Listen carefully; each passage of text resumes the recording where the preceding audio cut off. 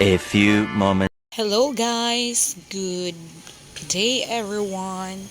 So ngayon ay isi-share ko sa inyo yung pagluluto ko ng aking sweet and sour fish. So start na tayo guys.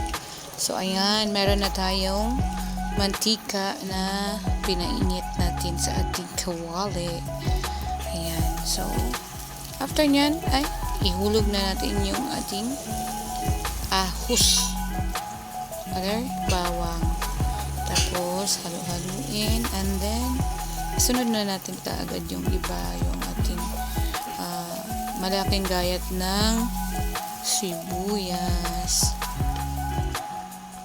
Ayan. Diba?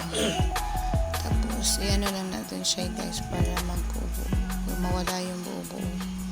And then, ihulog na natin yung bell pepper and yung carrots na konti lang dahil nawindang ako dyan guys. Alam nyo ba? Magkikwento na lang ako habang hinahalo-halo ko yan dyan. Kasi bumili ako ng isda, half kilo, 100 pesos.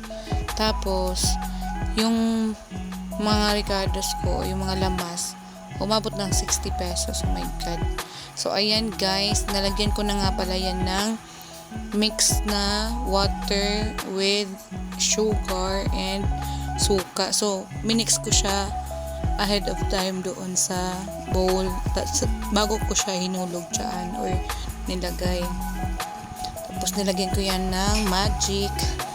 And then, nakulangan ako sa sabaw. So, lagyan natin ng konti. Tapos, kuluin lang natin yun guys. Ay, nakalimutan ko yung asin. And then, pag kumulo na yan, ay pwede na nating ilagay yung ating isda. Ganun lang kasimple guys. Walang masyadong arte to. Pero alam niyo ba guys na talagang meron akong nakalimutan dyan. Buti na lang may kapitbahay ako. Sabi niya, uy, bakit meron na bang luya yan? Ay naku, wala pala akong luya. So wala pang luya yung 60 pesos ko guys. Nakakawindang naman no.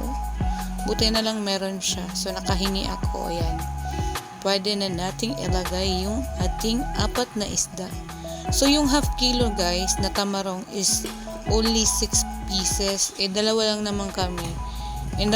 During morning, sinabaw ko yung dalawa. And then, yung 4 na yan is pang namin, dinner and agahan. O diba?